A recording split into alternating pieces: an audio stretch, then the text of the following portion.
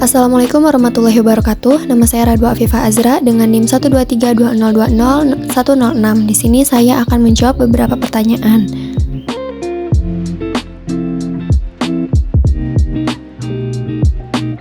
HAM dalam pasal 1 Undang-Undang Nomor 39 Tahun 1999 adalah seperangkat hak yang melekat pada hakikat dan kebenaran manusia sebagai makhluk Tuhan yang Maha Esa dan merupakan anugerahnya yang wajib dihormati, dijunjung tinggi, dilindungi negara, hukum, pemerintahan, dan setiap orang demi kehormatan suatu perlindungan harkat dan martabat manusia.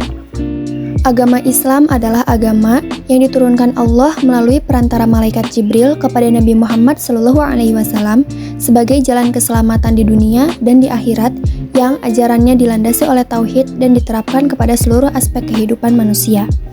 Keselarasan antara HAM dan agama Islam dapat dilihat bahwa agama Islam itu sejalan dengan HAM. Islam melindungi aspek-aspek kehidupan manusia sama seperti HAM. Menurut pendapat saya, tidak ada pertentangan antara HAM dan agama Islam.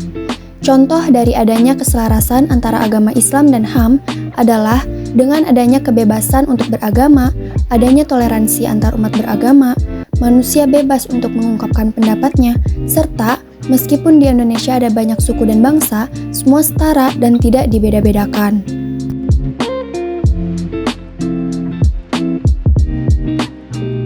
Lembaga legislatif merupakan lembaga dalam bidang legislasi atau perundang-undangan. Lembaga eksekutif adalah lembaga yang melaksanakan undang-undang.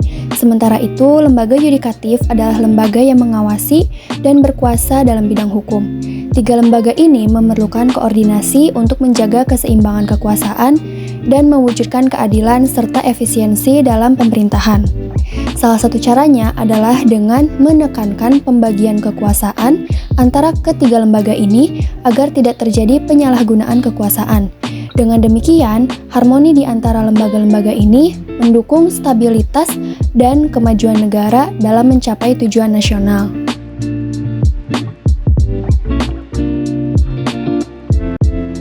Menurut pendapat saya, sesuai.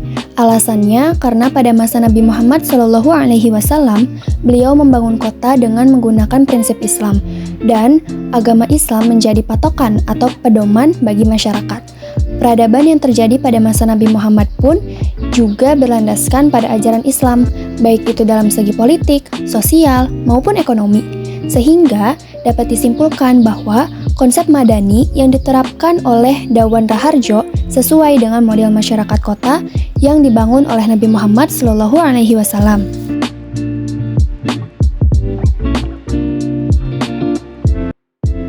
Yang pertama, perkuat pendidikan dan kesadaran diri. Pemahaman tentang toleransi, keragaman, dan nilai-nilai kemanusiaan perlu ditanamkan dalam diri individu. Seseorang yang paham akan toleransi dan keberagaman tidak akan bertindak radikal. Yang kedua, pemberdayaan pemuda. Masa muda adalah masa yang emas. Peran pemuda salah satunya adalah sebagai agent of change. Maka dari itu, sebaiknya masa muda digunakan untuk melakukan hal-hal yang positif, seperti misalnya menghabiskan waktu dengan melatih keterampilan, menambah ilmu pengetahuan, atau menambah pengalaman, misalnya dengan mengikuti seminar-seminar, mengikuti kegiatan volunteer, dan lain-lain yang tentunya bermanfaat.